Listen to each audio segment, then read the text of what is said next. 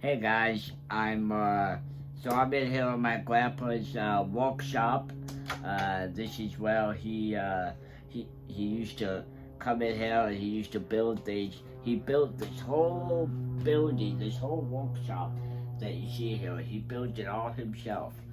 I remember as a kid, I would come over to his. I would come over here and they would.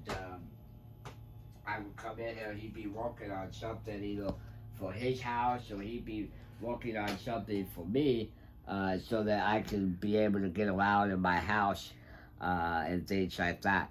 I remember when he would be working on one of my one of a project for me. Uh, he made these steps for my house so I could get on and off the toilet. I could get on and off my couch and stuff like that. So I would come over and I would help him kind of put it. I would help him make it.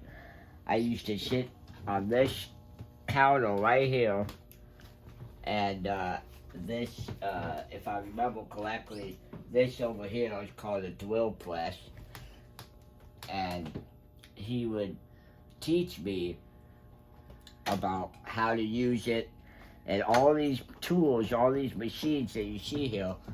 He would teach me how, like, what they were and how they worked and what to do and not what to do. And I remember, as a kid, he'd tell me about this machine right here. He'd be like, when you put something here, when you cut it, you have to be very careful because otherwise, you cut your hand clear off, he said. He was very graphic. He was very open about how he would explain that because you really wanted to me to understand that these machines are no toys. These are very, serious things and they need to be, used the proper way.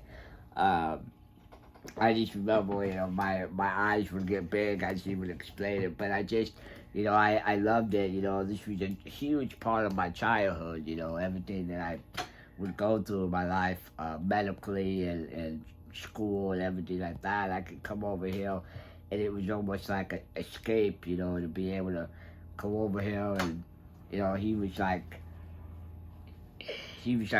my best friend. I'd come over here and we'd talk in here, and this was kind of like the guys' area. We'd come in here and he would make something and we'd talk, and it was just really awesome. As you can see here, he was very organized and he was very big on his tools, and they had to be back or put back after they were used, and he would use jars, like baby jars and stuff, and he would use them to put like screws and nails and stuff like that in there. I always thought that was just really creative and just very creative and very useful. Um, yeah, I mean, just being in here and this whole thing, it just, I just always thought that it was so amazing that he built all of this by himself. Um, he was just very creative and he loved woodworking and he loved making things and building stuff and working with tools, and he was just always, doing something, and I just always admired him for that. I just thought that was the greatest thing. I don't necessarily know why, but I just was so, fascinated by it. And in fact, because of that, I love, woodworking. I don't do any woodworking. I can't, I don't build anything. I don't handle any machines or anything like that.